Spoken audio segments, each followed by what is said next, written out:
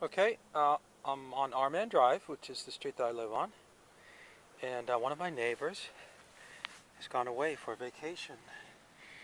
And last time they went away on a vacation was in the April school vacation week. And what happened is while they were away from their house, their grinder pump alarm went off, and it stayed on just for a couple of minutes, and then it went off. And that was a puzzle because there was nobody in the house. Now they've gone away on vacation again.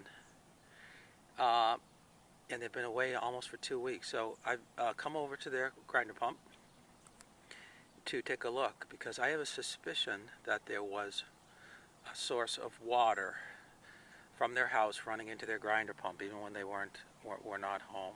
So what I'm going to do is I'm going to see if you can hear this. If I put my ear down. Oh, there's the traffic.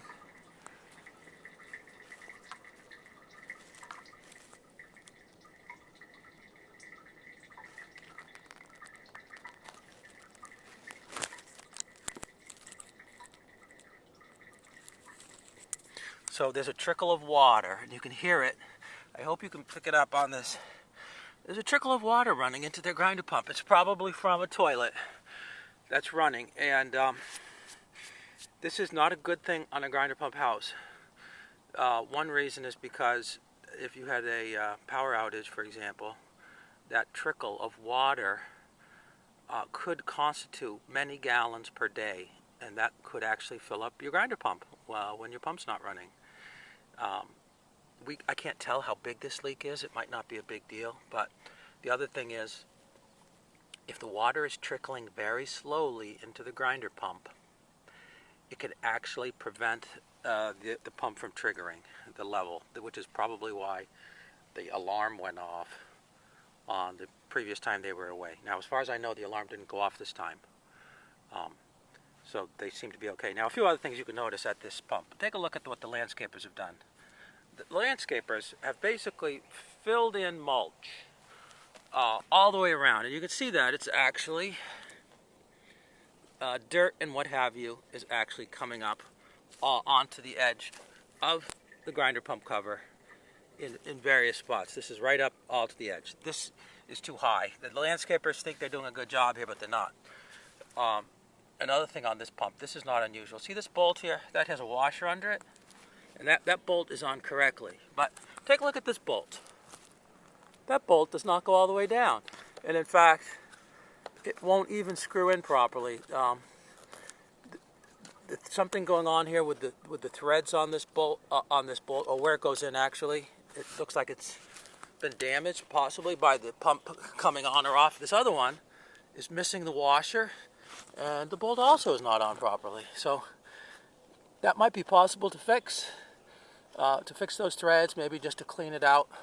But the problem is that the top is not being held down securely, and because of the dirt that's around it, that dirt is going to get into the gasket, and the gasket's not going to seal, and it's supposed to be sealed. We've kind of gone over that before, so that's just a few things here. The big thing on this pump is the water trickling in. That's the big thing. You could go out and check for your own pump. If there's no water running in the house, there should be no sound or trickle. But you can also check your toilets. If you go online, you can find a procedure for checking to see whether there's a leak in your toilet. Sometimes it makes a noise. Sometimes you have a leak in your toilet, it's not making the noise. You can use food coloring into the tank and then wait 15 minutes and see if it shows up in the bowl. In a grinder pump household, all of the tanks, toilet tanks, the flappers should all be in good condition, and you also shouldn't have any leaking faucets. A dripping faucet can put several gallons a day into your pump, and during a power outage, those faucets are going to continue to drip, and you're going to have to try to stop them from dripping. Now, it turns out this household actually has a standby generator. So for them, the power outage is not such a concern as it is in some other households. But these are just general principles. So that's all.